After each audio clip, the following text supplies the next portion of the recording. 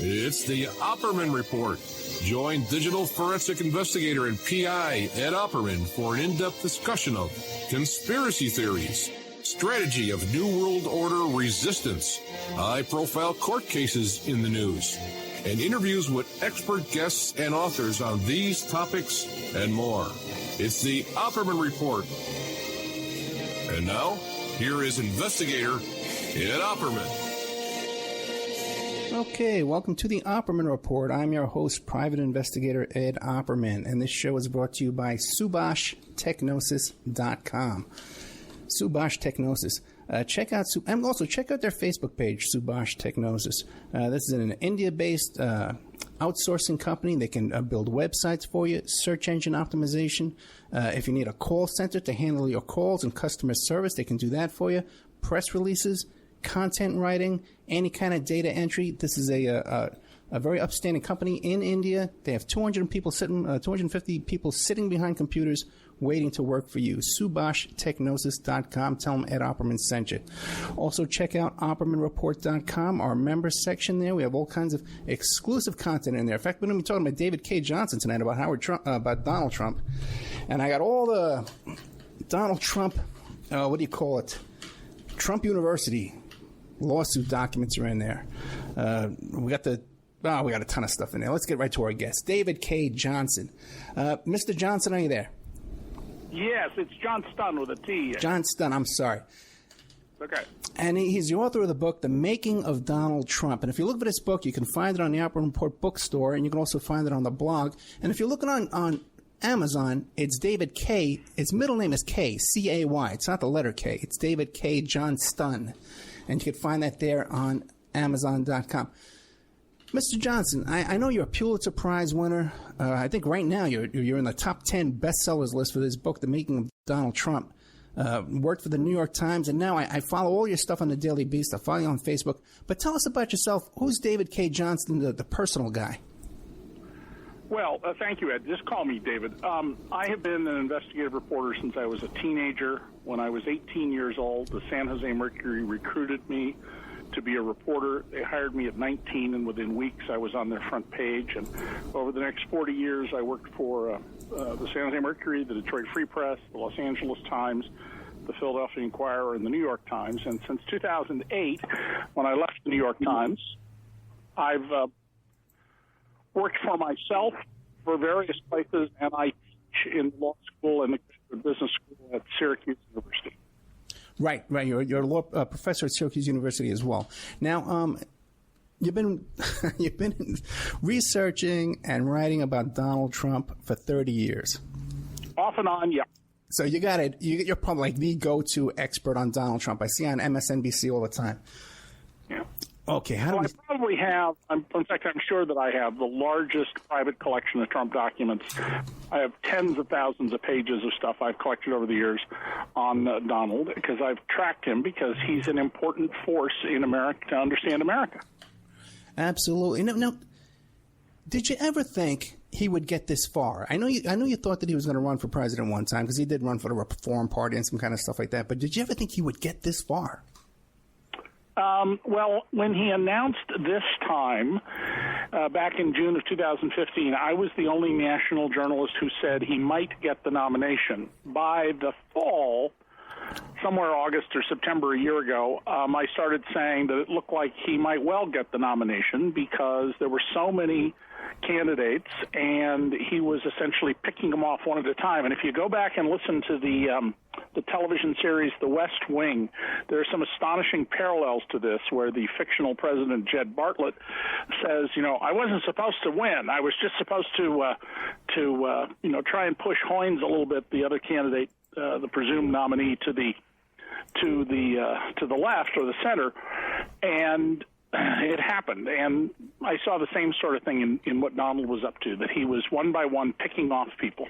Yeah, I tell you, I've been watching this too, and I've never seen anything like this in my life. I'm 53 years old.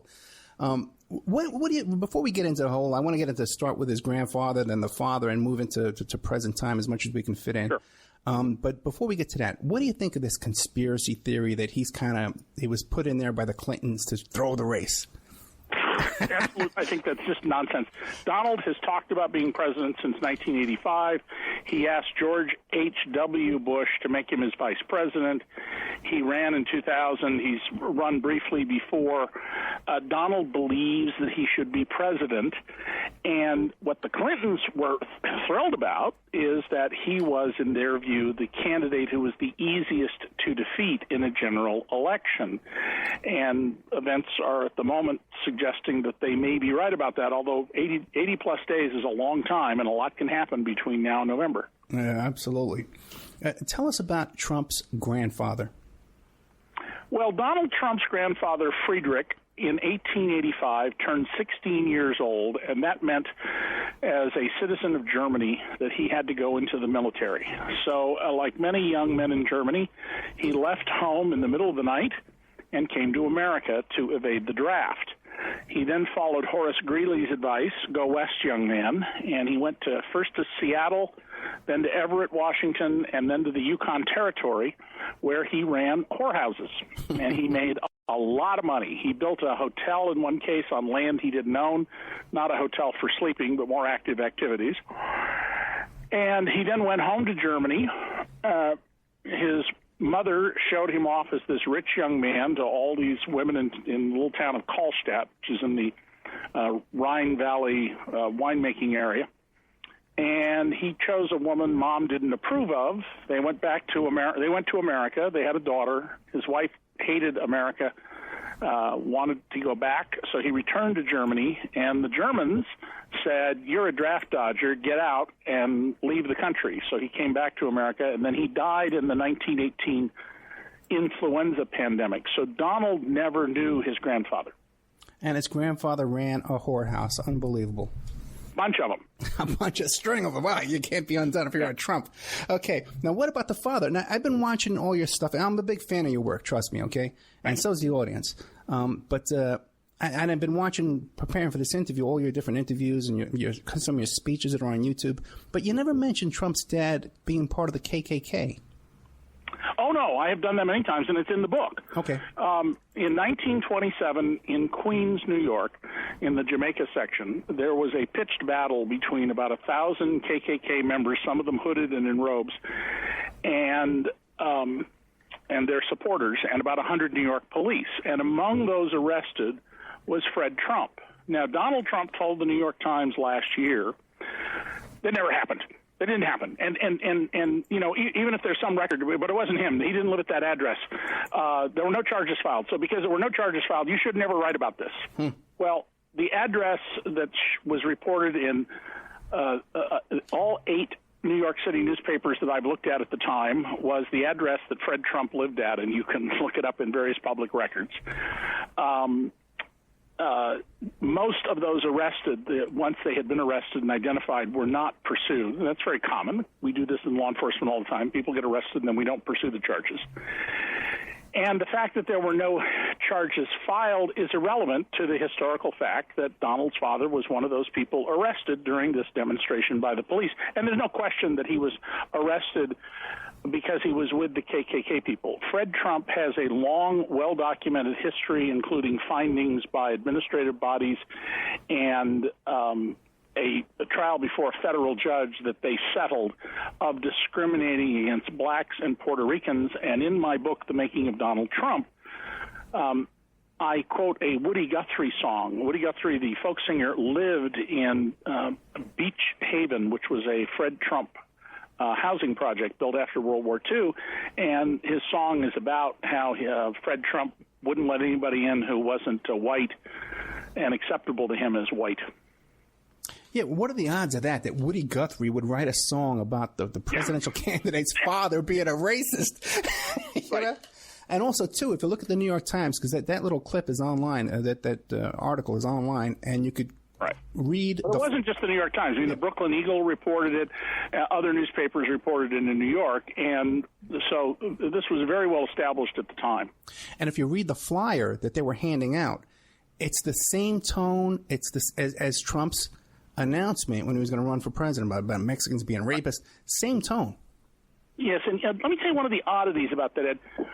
I watched live when Donald announced. He comes down the escalator to the lobby of Trump Tower with his wife Melania in front of him, and there are all these young people around, well-dressed, kind of young people you'd expect to see in Midtown Manhattan, who are overwhelmingly white and appear to have, college educations from their dress and their demeanor.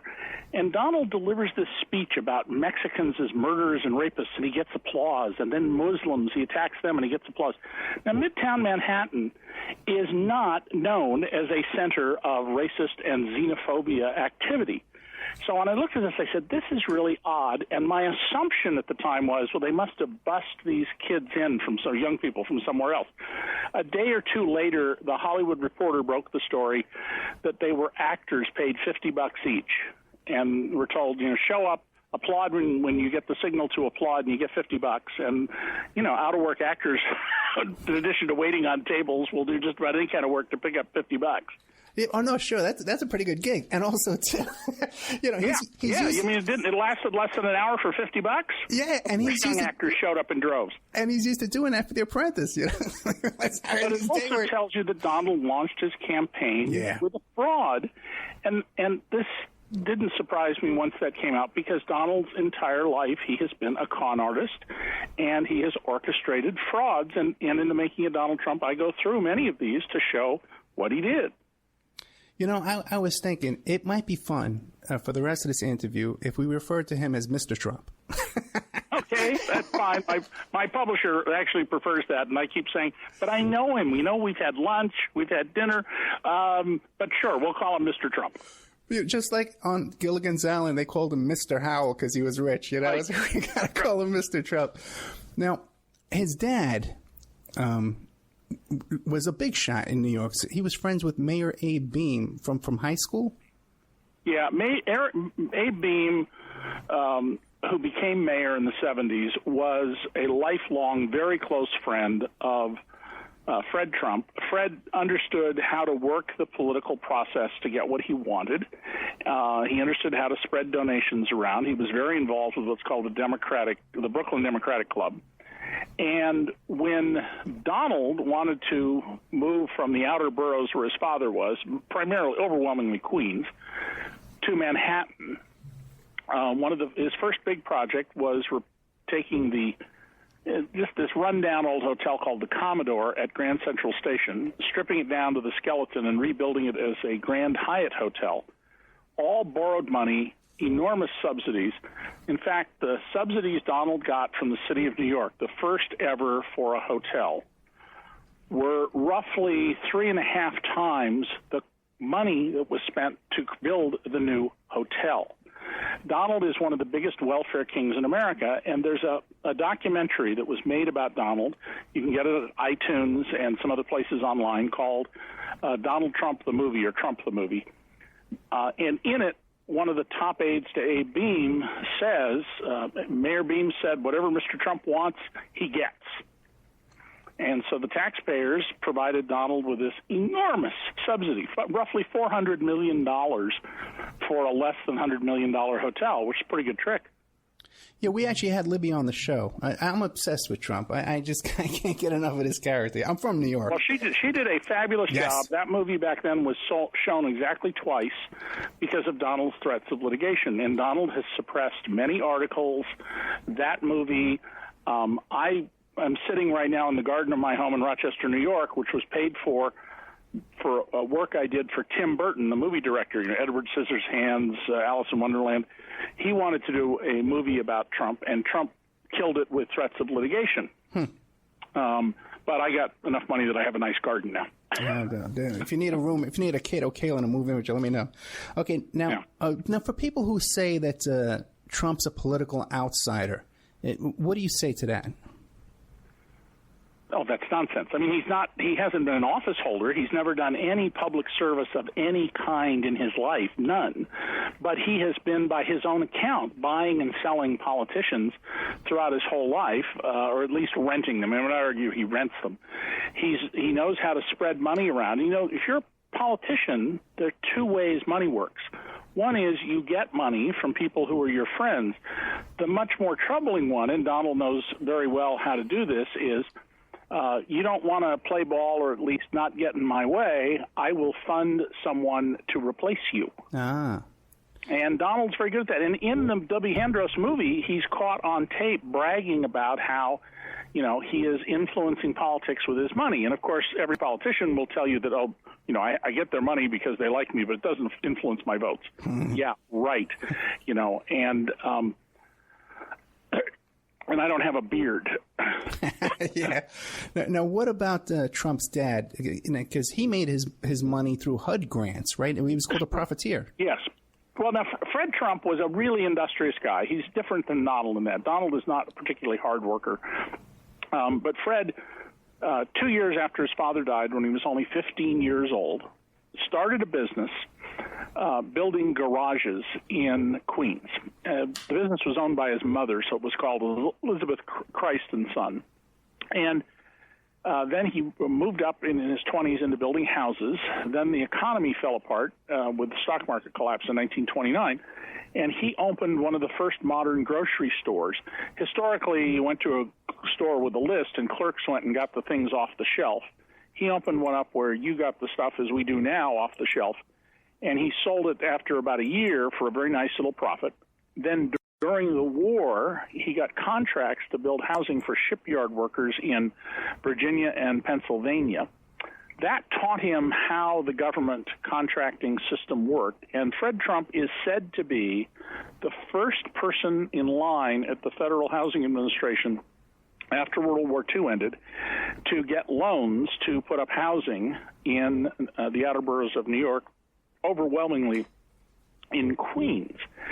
Well, he was efficient.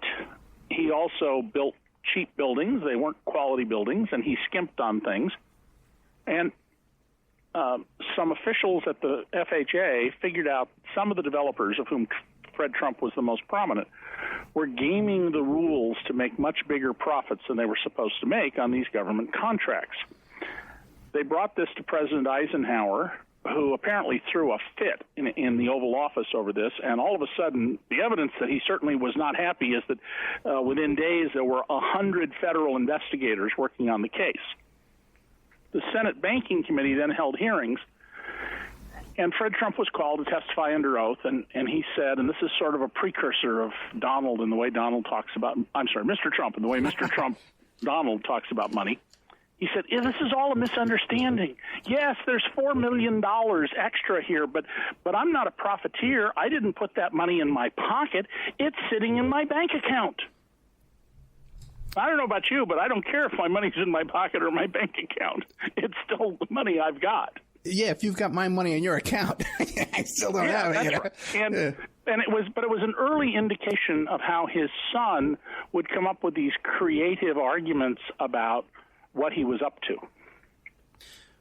Speaking of creative arguments, what do you make of this claim by Donald Trump where he says, I'm a self-made guy, I borrowed $1 million, a small loan, $1 million, and I paid it right back with interest? Well, that's like when Ross Perot says that he started EDS Systems with a $1,000 loan from his wife. It may be technically true, but it has nothing to do with the overall reality. When Donald Trump was in diapers, the trust fund his father created for him each year received roughly 4 times the average income of American families. So this kid's in diapers, and he's got 4 times the average income flowing into his trust fund. Through Dad, he had access to bank loans, to bankers, to Abe Bean to get things cleared through the city of New York. And his father, by the way, had to repeatedly bail him out. Donald had said publicly, I never got any money borrowed from my father's estate. When he was under oath, he said, really wasn't nothing, almost nothing. Well, how much was it? Well, it was nothing. Nothing, almost nothing. How much exactly, Mr. Trump? Well, $9 million. So. Yeah, that's in a deposition. Then later on, he says there was another small loan, an equally small loan, I guess another $9 million. Now, what about? Donald.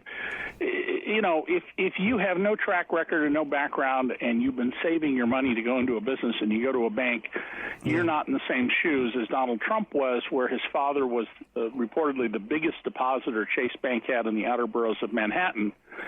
And he would go in and ask for a loan, and, surprise, surprise, the bankers would be, yes, sir, and how much would you like? And let us give you our best rate, and we'll give you a discount off that. Hey, what about the dad's estate? Whatever happened to that money? Do we know? Yes, and that's one of the most important stories about understanding Donald. There were 5 Trump children. Right. The oldest was Fred Trump Jr. Fred Trump Jr. was not really interested in the family business. He became a pilot for TWA, and he also became an alcoholic, and he died in his 40s. When Fred Trump died in 1999, his will was read, and that line of the family discovered that for all practical purposes they were cut out of the will. Instead of collecting many tens of millions of dollars, the 2 grandchildren each got $200,000. I know you're going to be shocked, Ed, to hear that they went and got a lawyer and went to court and accused the 4 surviving siblings of using undue influence on Dad to cut them out of the will. All Trump family members get health care through the Trump company. Lots of family companies do this. They provide extended members of the family with first-class health care, and Donald is a big believer in universal health care. He thinks that's a responsibility of government, and we should all have first-rate health care. Not exactly a Republican Party position. Well, a few days after the death of Fred Trump, a new grandnephew was born. That is, the late Fred Trump's son, Freddie Jr., had a baby. And this little boy began having seizures within 48 hours of his birth. He stopped breathing twice. The Trump family was covering every medical expense of any kind the family had, and his bills for the first year ran around $300,000. When that line of the family sued, Donald cut off the health care. And Donald was asked by Heidi Evans, the New York Daily News, an excellent reporter whom I know, you put a child's life in jeopardy. And Donald said, well, I don't like people who sue my father's estate. And Heidi says, well, do you think, Donald, people might think you were being cold-hearted? And he says, what else could I do? And in effect, what he did was, by slicing the pie 4 ways instead of 5, he made more money. And he was willing, out of anger, to put the life of a sickly child in jeopardy. Now, let me contrast that with something Donald did 5 years before that. Donald's personal helicopter, called at the time the Ivana, for his first wife, and the fleet of helicopters used by his Atlantic City casinos were obtained from a company owned by a mob associate and convicted felon named Joseph Wexelbaum. There are lots of helicopter companies he could have gone to, well-financed companies, well-managed companies. He went to these guys. Joseph Wexelbaum was indicted as a major cocaine and marijuana trafficker. According to the indictment, he personally handled the drugs. He ran the operation directly. And the drug smuggling went from Miami to Cincinnati, Ohio. So Joey Wexelbaum agreed to plead guilty.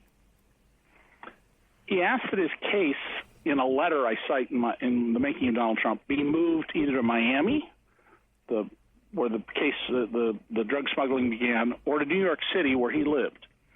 Instead, mysteriously, and nobody, the defense lawyer, the prosecutor, nobody can explain this, it ended up in New Jersey, and it came before a federal judge named Marianne Trump Berry, who is Mr. Trump's older sister.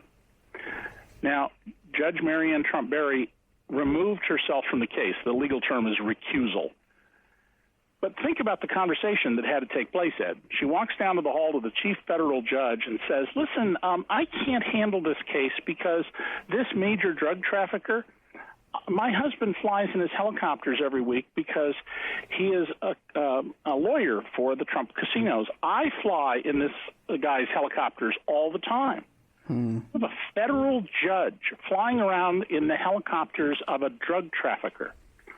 Donald then writes a letter pleading for mercy for this guy. Now, remember, he cut off health care for a sickly infant who's his grandnephew.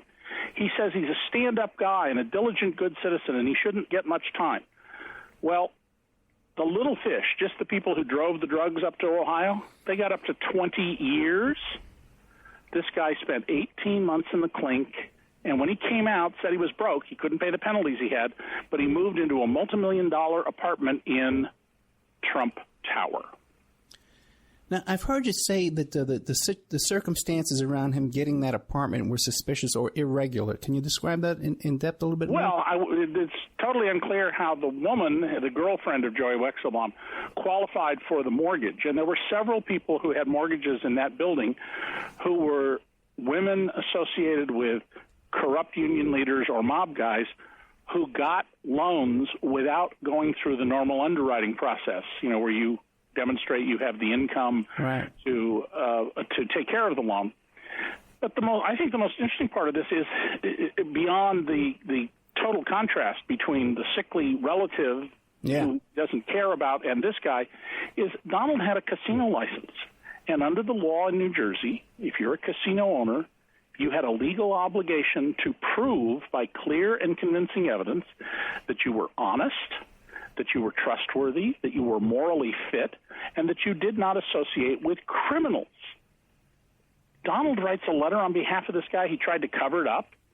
He finally admitted he had done it, and he continues to do business with this guy. Now, here's the question. I don't know the answer to it, but I know the question. What motivated Donald Trump to risk his incredibly lucrative casino licenses for this drug trafficker? What was it that put this guy in a position that Donald needed him to be his friend and not his enemy? And we don't know, but clearly something was going on that Donald desperately did not want this man to be his enemy. So one possibility would, this guy could make a deal and say, listen, I'll tell you who's been funding my drug deals. And possibly that could be Donald Trump. The most obvious possibility would be Donald does not use drugs and doesn't drink. But the most obvious possibility would be that Donald was somehow financing the drug deals. That's exactly right. And I don't know if that happened or not, but the circumstances just scream that something was wrong. What Trump had going for him, though, Ed, was this. He got his casino license after a truncated investigation. It was not complete. It missed 4 different federal grand jury investigations of Trump. He didn't reveal these, so on those grounds alone, he should have been denied a casino license. But once he got a license and the Division of Gaming Enforcement recommended him, the only person ever recommended for a license, everybody else was either opposed or the Division of Gaming Enforcement was neutral. When anything raised a question about his fitness, the Division of Gaming Enforcement tread very carefully. They never asked him a question or undertook an investigation that would force them to recommend withdrawal of his license. 2 casino commissioners accused the Division of Gaming Enforcement, which is part of the New Jersey Attorney General's office, of official favoritism to Donald Trump. Publicly accused him of this in a formal proceeding in 1990. And essentially, once the Division of Gaming Enforcement's errors and mistakes had come to light, the bureaucratic imperative to deny reality and protect their own bureaucratic reputation took hold. Very interesting. Let me ask you a question. And by the way, I wrote that part of the story in my first book in 1992 called Temples of Chance, which was about how these corporations got into the casino business, and in which I predicted, as we've actually seen happen, the spread of casinos all across America. I want to jump back to the helicopter company for a second, because one motivation would be that, hey, possibly, there was some shenanigans going on with the drug dealing. That's one. And when you consider, too, Trump's friendship with Adnan Khashoggi, that's not unreasonable. What do you know about Trump? That's right, and it could well be that Donald didn't do anything, but he had friends who had done things, and he was very close with the Saudi arms dealer Adnan Khashoggi, and they partied together, they traveled around together, they were seen with all sorts of sporting women, as the saying goes. Yeah. And it may well be that Khashoggi or somebody else had done something.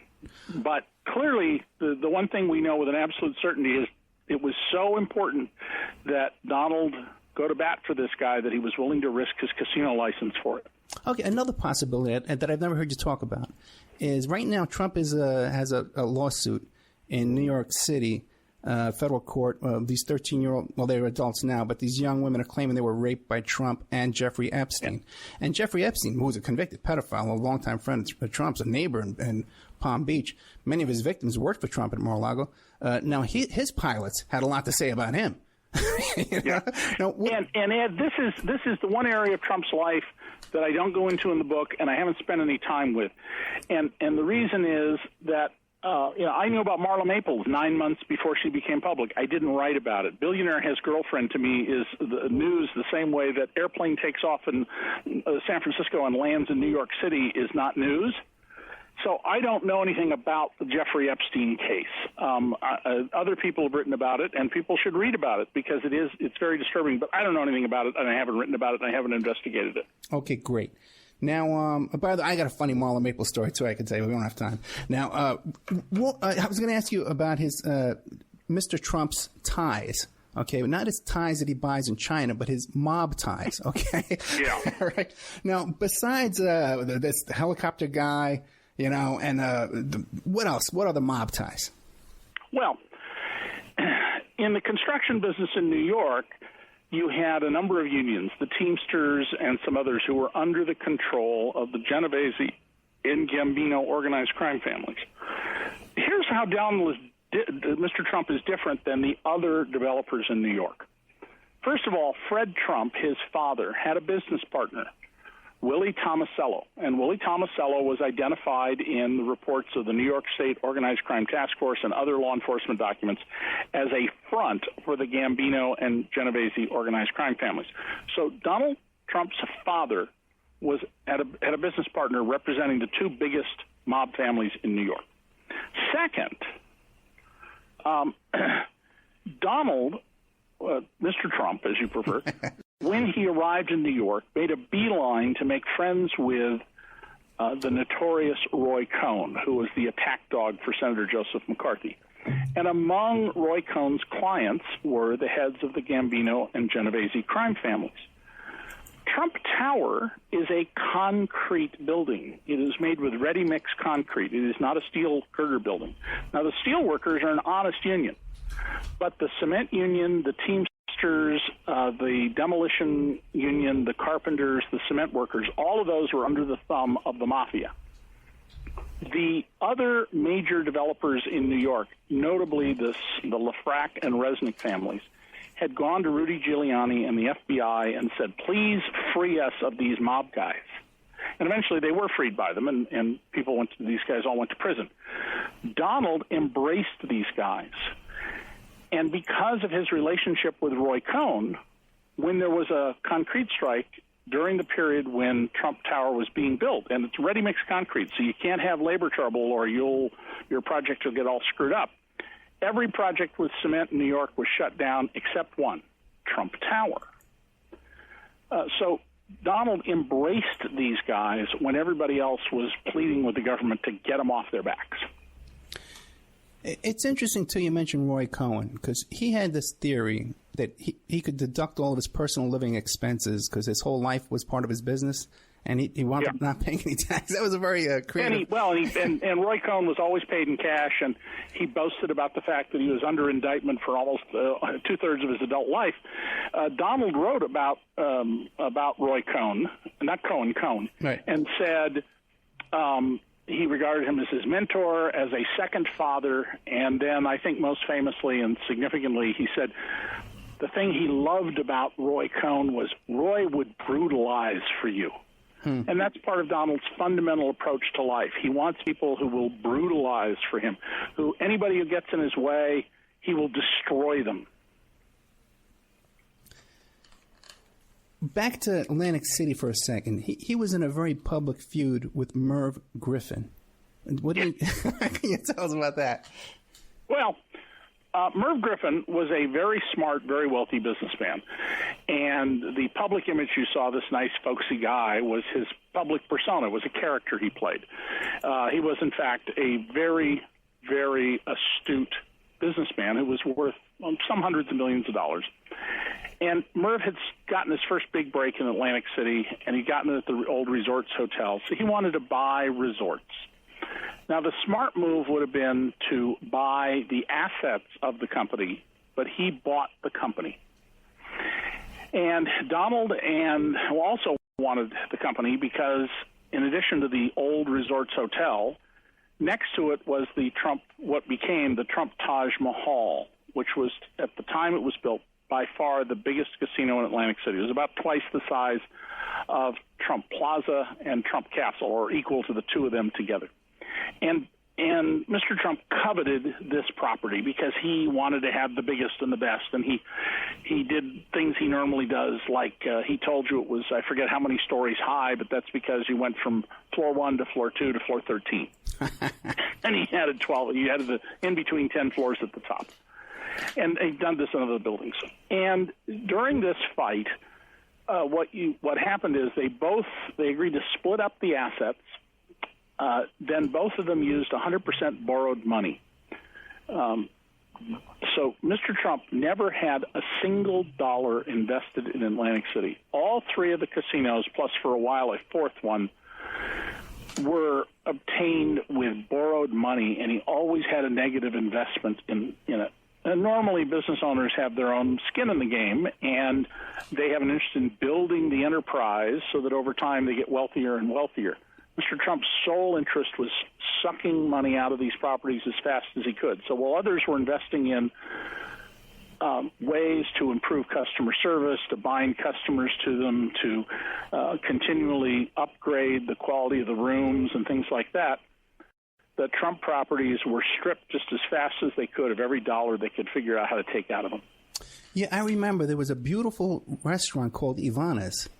Yeah. It was gorgeous when it first opened up, and then I went back a couple of years later, 3 years later, and it was a dump. Yeah, because they didn't put any money into maintaining it. Donald does not build businesses. He has a great business skill at identifying something that will, at no cost to him, bring him cash. If you go to Mr. Trump tomorrow and say, hey, listen, I want to finance, as is being discussed now in the press, a new television network. Fox is in decline. Its viewership is old. I want to start a whole new alternative cable television network. You don't have to put up a penny, and we will guarantee you X million dollars a year just for the use of your name. He'd sign up right away, but he would also figure out how to make sure that he got the maximum possible amount of cash out of it, no matter whether the business succeeds or fails. Real quick, before you published The Making of Donald Trump, did anybody come to you, one of these other candidates, and try and hire you for opposition research? Oh, no, and I would never talk to anybody like that. I work on my own. I have always worked on my own. I even do my own math. I mean, when I would do stories in the New York Times, slicing and dicing the economic data, the annual wage data, the tax return data, I would do all my own math, and I was well known in the building for. In fact, once an editor came by my desk where I had stacks and stacks of paper from a tax shelter gone awry that I was writing about, and I had these pins up on the wall with letters A, T, R, and he comes by, and this is an editor at the New York Times who has an MBA, and he says, "Are you doing algebra?" And I said, "Yeah." He said, why are you doing algebra? This is a newspaper. And I said, because I can't figure out how this tax dodge worked, this illegal tax shelter, and keep all the facts straight unless I reduce it to algebra. And so, no, I have never spoken to anybody else and wouldn't. I mean, if they called me, I would say, in impolite language, I would tell them, to get lost. Okay. Are you supporting a candidate in this election? No. Okay. No, I mean, clearly, I don't think Donald Trump is fit to be president of the United States. Anybody who reads my book can see that. But I'm not supporting anybody. And by the way, I'm a registered Republican. Oh, okay. I won't hold that against you. Okay, now what about back to casinos? Trump's war with Steve Wynn. What can you tell us about that? Well, that was the garden I'm sitting in, paid for the movie that was Tim Burton wanted to make about Steve Wynn and Donald Trump. Steve Wynn, who made modern Las Vegas. He built the Mirage on the Strip in 1989, and the Mirage is to casino gaming as Disneyland in 1955 was to amusement parks. A huge upgrade that completely changed the ballgame. Wynn is himself a master gambler. He has a very deep knowledge of every aspect of the casino business and of gambling and of finance. And Mr. Trump didn't know anything. When I first met him, Mr. Trump, one of the things I was struck by was that he struck me as P.T. Barnum, right, selling you the Fiji mermaid, the fakes and hoaxes that were in the P.T. Barnum Museum in the late 1800s. And I immediately began learning from Steve Wynn, from executives at other casinos, and even from Trump's own people, that Donald Trump did not know anything about the casino business. He didn't know the games. He didn't know the odds. There's a chapter in The Making of Donald Trump to illustrate exactly this point. When the biggest gambler in the world came to Atlantic City, and I watched him gamble, I'm the only journalist who did, at the rate of $14 million an hour for nearly a week. And Trump should have made a fortune off this guy, but because he mishandled it, because he didn't know what he was doing, he lost money, millions of dollars on this guy. And that was one of the things I was so struck by. So Steve Wynn got ticked off when Trump attacks people, just as you've seen him attack, he's attacked the Speaker of the House. No president has ever gone around attacking the Speaker of the House the way Donald Trump attacks Paul Ryan, because no legislation moves in Congress unless the Speaker wants it to move. You want to be a failed president, you tick off the Speaker of the House. Presidents court the Speaker of the House, except Trump. And he went after Steve Wynn and suggested that, Steve Wynn didn't know what he was doing, which is absurd. Well, didn't they have some kind of agreement where Trump said he was going to stay out of Vegas? But they must have made up by now, right? Oh, I don't think they've made up by now. I actually thought about calling Steve, and I just have been so busy promoting the book, and I wrote it in such a hurry that I didn't have time to call him. But I spent many hours with Steve Wynn one-on-one, until nearly dawn in his office, and he has no regard for Trump as a businessman. He thinks he's a dilettante, and whereas Steve Wynn is unquestionably a multi-billionaire, there's actually no evidence to support Mr. Trump's claims that he's even a billionaire. Right. Well, what do you think? He's a wealthy man. He's a very wealthy man. I wouldn't dispute that for a second. But you don't have to be a billionaire for the lifestyle Donald Trump has. You need an income of $20, $25, $30 million to support the lifestyle he has. So what do you think his net worth is? I don't know, and that's what he sued Tim O'Brien, my colleague at the New York Times, and a few times my editor, over, after spending a lot of time with Trump and looking at records Trump provided him. He estimated that his net worth was less than $200 million, which is still a tremendous amount of money. Sure. And Trump sued him over that. And in The Making of Donald Trump, I quote from his testimony under oath, "Well, how do you determine your net worth, Mr. Trump?" And his answer is, well, it depends on my feelings. If I'm feeling up that day, it's higher, and if I'm feeling down, it's less. And he talks about this at some length, and it's based on his emotional attitude. I don't know about you, but I figure my net worth by saying, here's the assets I own, a house and stocks and whatnot, and here's the loans I owe to banks, and the difference is my net worth.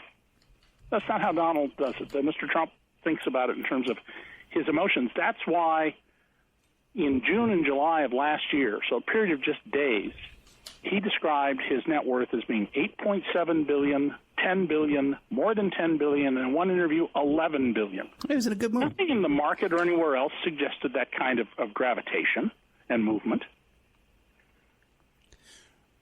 That reminds me. Now we really couldn't tell, because when he shows us what properties he has, he doesn't say how much loans are on those properties, correct? That's right. And tomorrow the New York Times has a big page-one story where, with the help of a professional real estate firm, they have ascertained that Donald Trump has $650 million of loans against his businesses. And they quote the Trump campaign as saying that, because that's not in his presidential disclosure form, they say, well, the presidential disclosure form only asks about his personal loans. Whoa. We disclosed 240 million of them, and he has no personal loans. Well, no, all rich people do things through corporations. When I started with my oldest son, a little lodging management company, we manage a hotel and one other property. We don't own it, we manage it. We created a corporation. That's how you do these things. But it's our corporation. And it turns out that the loans that Trump owes, that they were able to identify, many of them are from Chinese banks. And there are a lot of questions raised. I've written stories in the Daily Beast. I read a column to them, an opinion column, right, about his involvement with Russian oligarchs. We know that Russian oligarchs have paid Donald money. We know they've been major purchasers of Trump apartments at premium prices. And there's a very curious land deal in Florida. I didn't have time to get into the book, where one of the Russian oligarchs bought a piece of property next to Mar-a-Lago for a fortune, never lived there, and appears to be turning it over to Trump for a song. Most of us might wonder if that was some kind of a payoff. We live in scary times. David K. Johnston at CAY, you go to Johnston and you go to Daily Beast and look up all the work he's done on Daily Beast. It's incredible stuff. Now, one of these articles just came out just in the past couple of weeks about the $250 million tax scam. Tell us about that. Well, Donald Trump, for a number of years, traveled around America with a man named Felix Sater, who is the son of the reputed boss of the Russian mob in New York, who is a convicted violent felon and a stock swindler. He also apparently has helped the CIA intercept missiles on their way to terrorists. And among the projects that Donald Trump and Felix Sater, who had an office in the suite of Trump Tower near Mr. Trump and had a business card, senior advisor to Mr. Trump, was something called the Trump Soho. The Trump Soho is a high-rise combination offices and apartments apartments and hotel in Lower Manhattan. This project was recapitalized through the corrupt Icelandic banks that collapsed the economy there in deals that involved Russian oligarchs.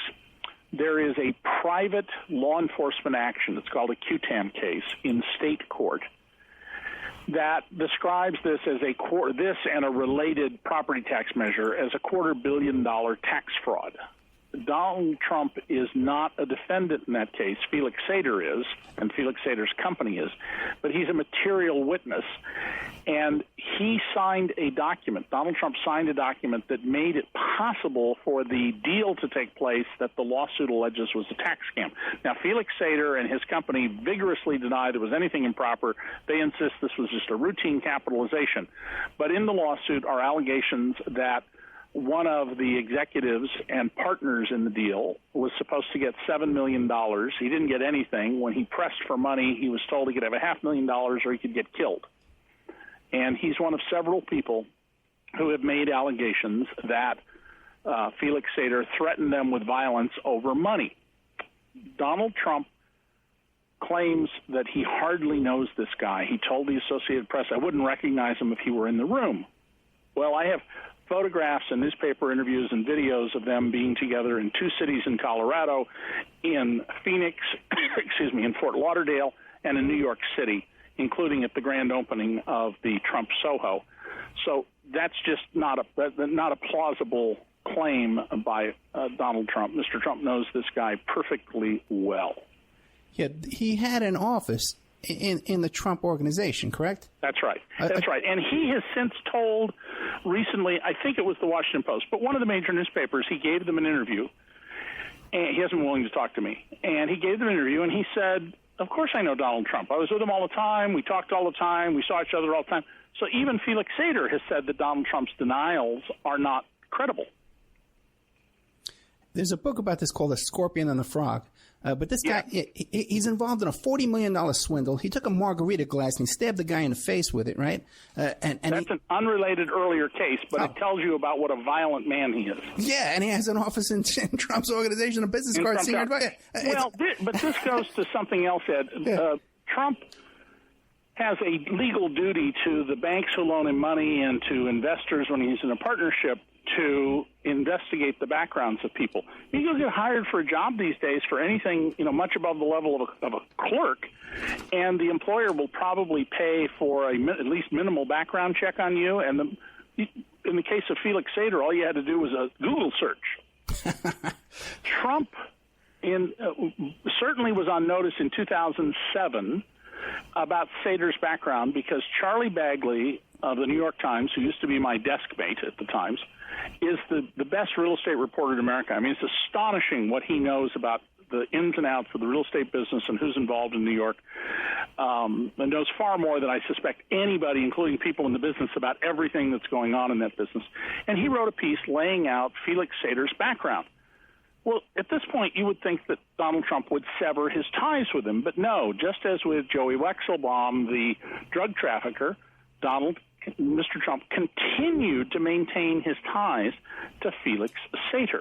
And that goes to this lifelong pattern where Trump runs towards con artists, swindlers, the drug trafficker, Italian mafia, Russian mobsters, whenever it's profitable for him to do so. We got about 5 minutes left, unless you can stay after the break. Can you give me some more time after the break? I got to get off at 9. I'm sorry. Okay. My time, 9 o'clock. Everyone's used to me begging the guests. Don't worry. Okay. Yeah. But now, what can you tell us about Trump University? Trump University was the idea of a guy who was in the business of people who have to have continuing education credits. You know, lawyers, accountants, and real estate agents have to go to periodic training to make sure they're up to date on the law. And this guy brings him an idea and says, hey, look, if we call it Trump Real Estate Licensing School or whatever they want to call it, you can charge premium prices. Trump decides this is a great idea, tells the guy he's taking the idea away from him, but he'll pay him $250,000 a year and a little slice of the equity, I think 3 or 5%. Mr. Trump then does a video in which he says it's all about success. We're going to have the best faculty on real estate. Nobody will know more than our faculty, both the full-time and the adjunct faculty, and I will handpick these people. Well, under oath, it turns out he didn't pick any of these people. He didn't even know their names. He knew nothing of their backgrounds. The faculty included a guy who ran a fast food joint, 2 people in personal bankruptcy, and a lot of people whose previous work experience was in high-pressure boiler room sales tactics. You paid $1,500 for the first 3-day seminar, and you were told that if you got the full package for $35,000, you got a better education than the finest business schools. Trump personally said that in the video. These, when you said, well, I don't have the money. They would stand there and tell you how to call banks and get credit card loans so that you could pay the $35,000. And many of these people exhausted their ability to borrow money doing this. Of course, if you've exhausted your ability to borrow money to pay Trump University, how could you go into the real estate business? You have no capacity to take out mortgages. You were also promised that you would meet Donald Trump. What you actually got was the opportunity to have your picture taken with a life-size cutout of Donald Trump. You were told you were going to get Donald Trump's secrets about borrowing money. What you got was a list of lenders that I found on the Internet for free. It was a complete fraud, and the state of Texas sent investigators to 57 different sales pitches. They recommended suing Trump and suing him personally and did a legal analysis that he had no legal defenses for what he had done, and the Attorney General of Texas, now the Governor, Greg Abbott, declined to take action and did nothing. In Florida, Pam Bondi, the Attorney General, said she was thinking about joining the New York State Attorney General's fraud suit. Donald, through his charitable foundation, then made a charitable gift to the Pam Bondi election campaign and tried to cover it up by indicating it went to 2 other organizations, neither with similar names, neither of which ever got a dime from them. It is against the law for a charitable foundation to make a gift to a campaign. And yet Pam Bondi's campaign manager publicly said, we're perfectly comfortable with this gift from the Donald J. Trump Charitable Foundation. There are 2 lawsuits going on in San Diego, class action lawsuits. And you remember Donald Trump some weeks ago attacked the judge. He said he's a Mexican, he's a hater of Trump, he's biased against him. What most of the news reports didn't tell people was that the day that Donald Trump made these scurrilous claims was the same day that the judge concluded that his testimony under oath should be made public. The Washington Post and a bunch of other news organizations had filed a court action asking that these be unsealed. And the judge withheld the video, but he agreed to release the transcripts. And that's what launched Trump into his attack on the integrity of this judge, a former prosecutor who has a sterling reputation. Yeah, and we have those transcripts up on OppermanReport.com. Okay. You could find them. I read them all myself, too, as well.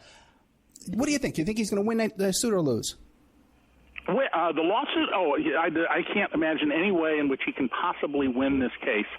It is a huge problem for him.